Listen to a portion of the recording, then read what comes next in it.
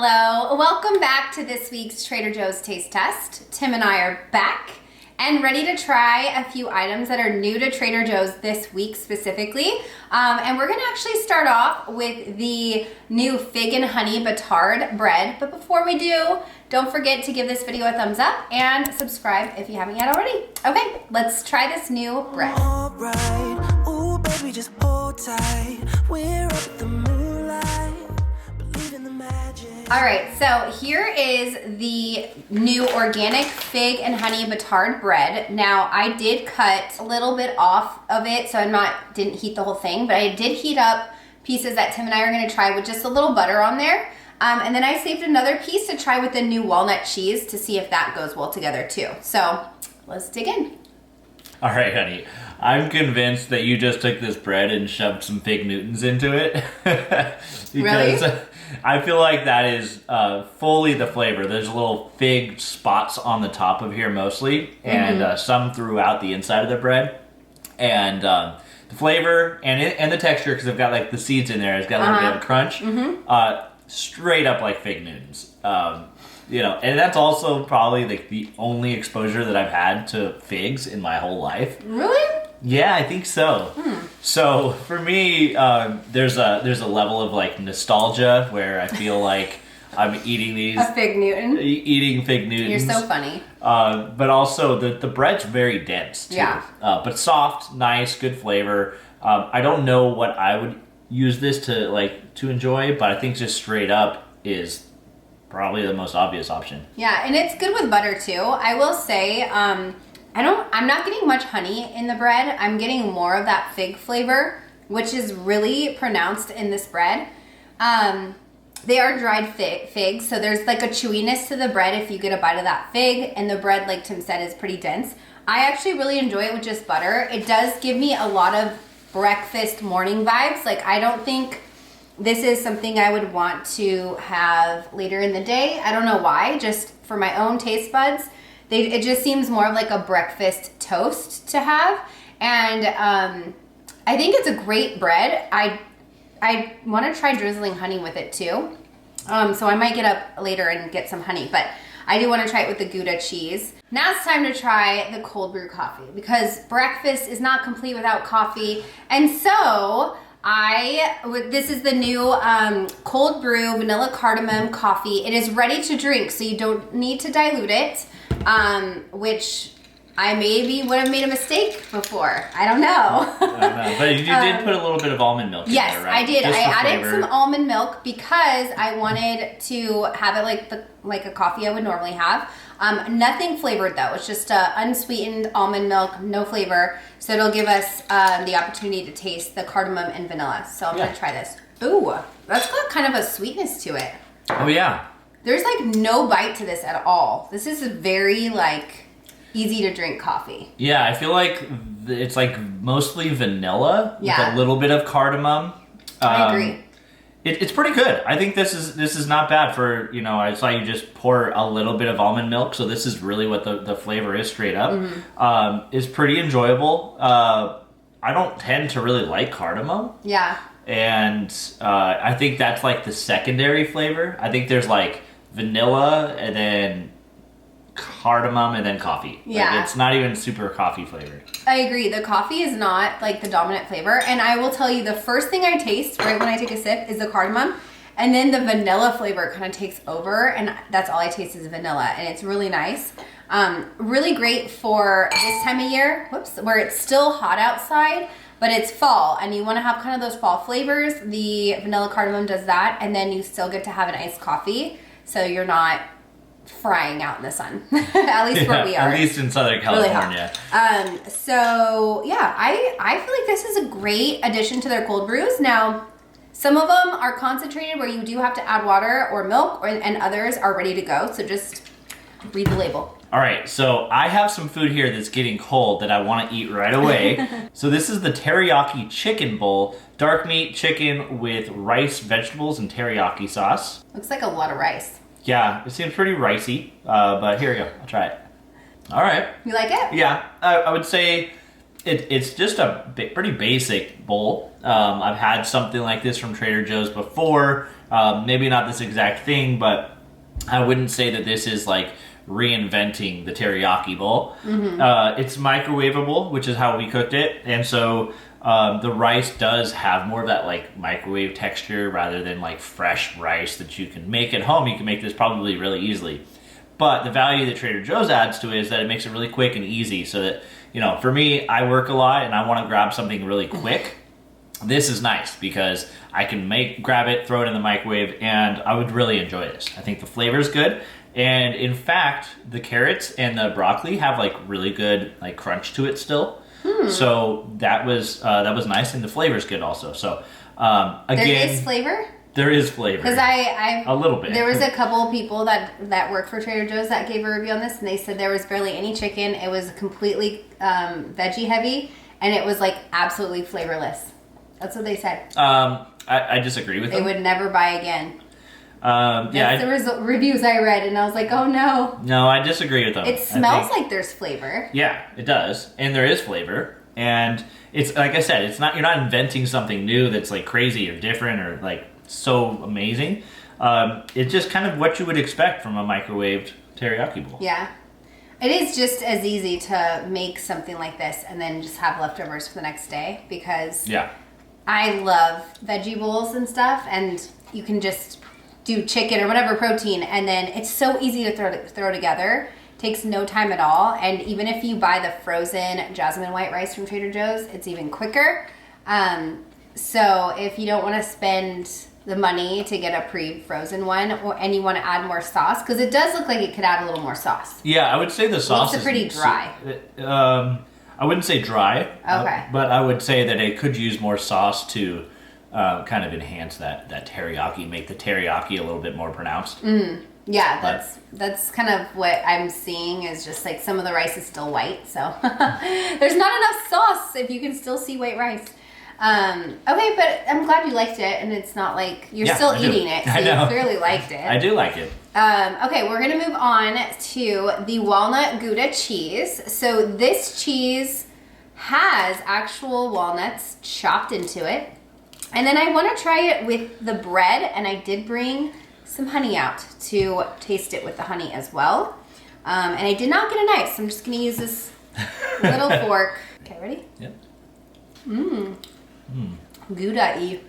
Yeah. I don't really know where the walnut comes in. I know, I gotta taste it a little bit more. Here, there's a walnut piece on this one. I taste the walnut now. Do you? It's the flavor of it. I'm not getting any crunchies. It's really creamy throughout. Yeah. Even the pieces that have the walnut. Yeah. That's something I was curious about when I was doing the haul. If it's gonna have like a crunchy bite, or if it's gonna... This is as smooth and creamy as the Gouda itself. Yeah, it is. Which is crazy. I don't know how they do it, but they do. But now... I still haven't gotten any like walnut flavor, or like you said, there's no walnut crunch. Yeah. You didn't get the walnut flavor at all? I don't think so. Oh. I don't think so at all. I mean, this is really good, you guys. I really like this Gouda. I think that's why I'm not really talking about it, because I'm just like, I want more. But I will say it's a very light walnut flavor, but it has like a really nice, smooth creaminess to it. I'm putting this on your bread for you. Here you go. Try it with the fig bread. We're gonna try it with the fig and honey bread and see how that tastes, and then I'm gonna add some honey to the bread too. I think I got a little bit of walnut flavor on that one. I actually like it. Do you? Yeah. Yeah. I think it's good. You know what? We need to crack open that wine. I can get behind that. One of your favorite things about this, honey, tell them. Screw top. Screw top. Gotta love it. So this is the this is the loose mousse Zin. The mousse is loose. The mousse is loose. Well, it is now. It's about to get loose. Okay, so what I noticed upon first pour is this is a lighter colored wine. We drink a little bit more of the bolder wines, but this is a Zinfandel, so I expected it to be a little bit lighter in color. And it's off the bat, pretty bold smell. It smells. Yeah, on the smell test. But I feel like initial pour it was, but it's starting to dissipate now. Some of that smell. So let's give it a try and see how it tastes. Ooh, I think it needs to open. Yeah, it's a zingy wine. I feel like I'm gonna like it though. The flavor's good. I feel like there is a little bit of a bite to it that needs to kind of air out. It does. It has a little sharpness, so it needs to. Yeah, the second I tasted it, it was a little bit sharp, and so I agree. We'll let it breathe while we try. We'll come back to this one. We're gonna try the bread though with the honey and maybe the cheese. Ooh, Tim's foregoing the taste of the bread with the honey because he doesn't like honey. So I'm gonna try it. That's good. Good. I like it with the honey. It sounds like there's some variety to this bread, that you can use it in a few different ways. Yeah. One of the things I was kind of thinking, and it might be a little crazy, but would be like French bread. Like French toast, I mean. Oh, like French bread. French toast. Oh. I don't know. I'm just trying to think of like sweet bread, because that's what this is it has the sweetness from that fig. Yeah. And you're adding additional honey to it. Mm-hmm. That's well, the honey flavor doesn't come out enough. I know. I think French toast usually is better like the brioche bread, softer breads. True, that's kind of got a thick crust on it. Mm-hmm. Huh? Yeah. But that might be kind of a fun experiment to see how it turns out. Yeah. Because you never know. It could be a genius. Could be. Thought. Just probably not. But yeah, I like the bread with the honey. I like it with the butter. I like it with the cheese. I think the best combo, in my opinion, would be, I think the honey actually. And I do think you could add a little like almond butter to this or peanut butter and honey, and will give you like some protein. But I do like this. It's really good. We're going to revisit the wine now and see how it tastes now that's opened up a bit. And then we're going to try the beer as the last thing, which is our dessert. It's better. Yeah, it is better. It doesn't have as much of a bite. I think it's cheaper. It's on the cheaper side, cost efficient side, and I think it shows through in the flavor of it. It's good. I think it's a good like economy wine. Yeah. But if you're comparing it to some better wines, I would say this certainly is priced accurately. I agree. 100%. Yeah. I agree so much. Would we buy this wine again? No. We would not buy this wine again. This is, and you just don't know until you try, because that artisan wine that I showed you guys that I cannot find now, I should have bought 10 bottles. That is such a good bottle of wine, and it's like $6. It's pretty good, yeah. $6.99 or $5.99. It was delicious. And now I can't find it. This one, I would say, skip. It's not worth it unless you really want to try like it's not bad. It's not bad. It's not bad, but it's not good. Like I'm not gonna go out on a limb and be like, it's great. No, it's not. It's just okay. It's okay. It's not bad. It's not good. It's just okay. Yeah. So we're gonna try that beer now. Are you ready? All right. Yes. So. We always love Société beers, and this one is a really cool label. That's why I bought it. Yes, I am sure of it. So this is the Société Unknown Depths West Coast IPA, which you don't tend to really like West Coast IPAs. I know, I already talked about this in the hall. I was like, you guys know why I bought this beer, who watched the haul. You know why. It's the can. Yes, yeah. It's Halloween-y. It's pretty cool. Spooky. It's got all the fun little vibes. So it's all underwater though. Yeah, it's Unknown Depths. I said that sometimes you end up liking IPAs, so you might end up actually really liking this. And even if he doesn't, I know Tim will end up drinking it because he cannot let a beer go to waste. Let's see how it is. Right. Cheers, honey. Yep, that's going to have a bite. You're probably going to hate it. Yeah, it's actually not as bad as some of them, because there is a little bit of a fruitiness to it, too. It's on the front end. Not just straight bitter.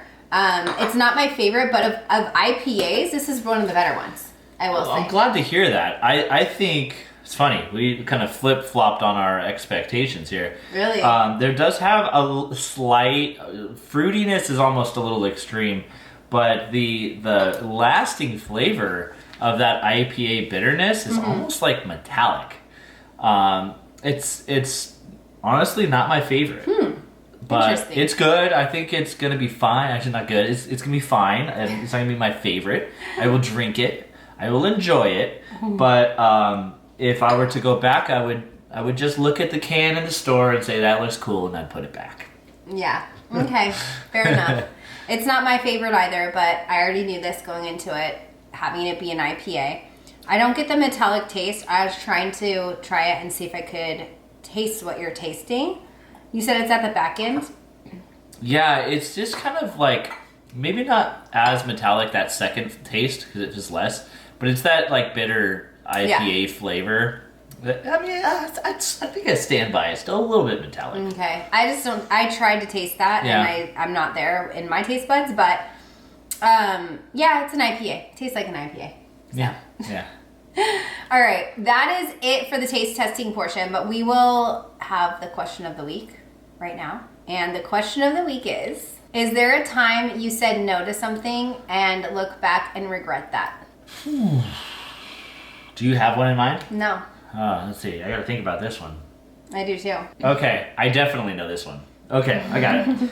So, back in like, gosh, it must have been 2013, 2012, I had coworkers telling me all about this crazy idea called Bitcoin. And I told them they were crazy. It was like, the government's never going to allow some type of, unregulated currency, and they were buying it for like, so cheap, a few $100 they put in, and I could have bought easily like a Bitcoin, which is now I think like valued at like $70,000 now. So that one was one where I thought that I was smarter than them, that they didn't know what they were talking about. This is a crazy idea, and I said no to it, and I missed out. Yeah, you did. So mine is basically when I was younger. I think I was in high school, or maybe even junior high.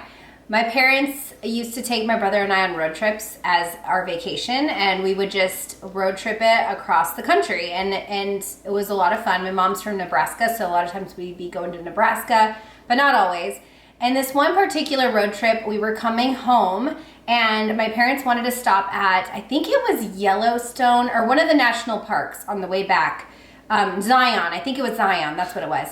And I had a boyfriend, and it was this young boy, like it was young. So, as a young girl, I was just wanted to get back and see my boyfriend. And I just made the biggest fit about stopping one more place because I just wanted to get home. And I threw such a big fit that I'm like literally telling you guys, airing out my childhood hormonal teenage angst here, but I like made such a big fuss that my parents were just like, forget it, we're not gonna go. And so I still haven't been to Zion, and that's all my fault. So I think I regret looking back and thinking that certain things were so much more important than they were at the time, because that boyfriend, I don't even know who he was. I don't care to know who he was, but certainly it would have been a great memory to build with my family and to go on that trip. So I think I need to make it up to them and take them to Zion and say, I'm so sorry for being a little angsty teen and being a little brat. So yeah, but that's one that stands out. It's not as serious as some of them could be, but I'm excited to hear about your, what you guys have said no to and look back and say, oh, I wish I said yes. And it takes a minute to think about. It took me a while. So anyways, thank you guys so much for watching. I hope you enjoyed the video, and I'll see you in my next video. Bye.